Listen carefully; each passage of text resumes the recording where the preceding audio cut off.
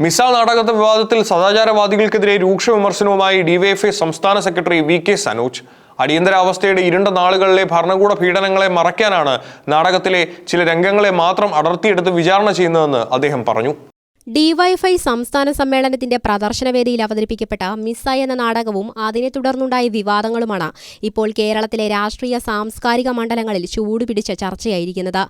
നാടകത്തിലെ ചില പ്രത്യേക രംഗങ്ങളെ മാത്രം മുൻനിർത്തി അതിനെ സദാചാരത്തിന്റെ കണ്ണടയിലൂടെ വീക്ഷിച്ച് വിമർശിക്കുന്നവർക്കെതിരെ രൂക്ഷമായ ഭാഷയിലാണ് ഡിവൈഎഫ്ഐ സംസ്ഥാന സെക്രട്ടറി വി.കെ. സനോജ് പ്രതികരിച്ചത്.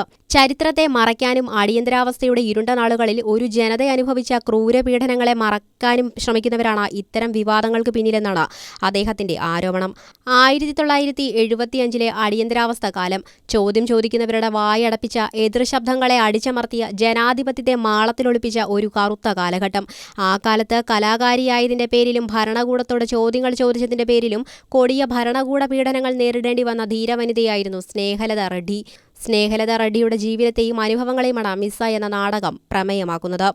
കരിമ്പിൻ തോട്ടങ്ങളിലും ഫാക്ടറികളിലും ചൂഷണം നേരിടുന്ന സാധാരണക്കാരായ സ്ത്രീ തൊഴിലാളികളിൽ നിന്ന് ആരംഭിച്ച് അധികാരത്തിന്റെ ആധിപത്യ രാഷ്ട്രീയത്തിലൂടെയും ചൂഷണത്തിന്റെ കഥകളിലൂടെയുമാണ് ഈ നാടകം സഞ്ചരിക്കുന്നത്. ചോദ്യം ചോദിക്കുന്നവരെ എന്നും നിശബ്ദരാക്കാൻ ശ്രമിക്കുന്ന അധികാരവർഗത്തിന്റെ രാഷ്ട്രീയം ഇന്നത്തെ കാലത്തും അവസാനിക്കുന്നില്ല എന്ന ശക്തമായ മുന്നറിയിപ്പാണ് സ്നേഹലതയുടെ ജീവിതം വരച്ചുകാട്ടുന്ന ഈ നാടകം നൽകുന്നത്. ഡിവൈഎഫ്ഐ സംസ്ഥാന സമ്മേളന വേദിയിൽ അവതരിപ്പിക്കപ്പെട്ട മിസ എന്ന നാടകത്തിനെതിരെ ഉയർന്ന വിമർശനങ്ങളിൽ പ്രതികരണവുമായി വി.കെ. സനോജ് എം.എൽ.എ. മുൻപ് കോട്ടയത്ത് വെച്ച് നടന്ന സർവകലാശാല കലോത്സവത്തിൽ സ്നേഹലത റെഡ്ഡിയുടെ മകൾ നന്ദന റെഡ്ഡി മുഖ്യാതിഥിയായി പങ്കെടുക്കുന്നതിനെതിരെ കോൺഗ്രസുകാർ രംഗത്തു വന്നതടക്കം ചൂണ്ടിക്കാട്ടി രൂക്ഷ വിമർശനമാണ് വി.കെ. സനോജ് ഉന്നയിച്ചിരിക്കുന്നത്.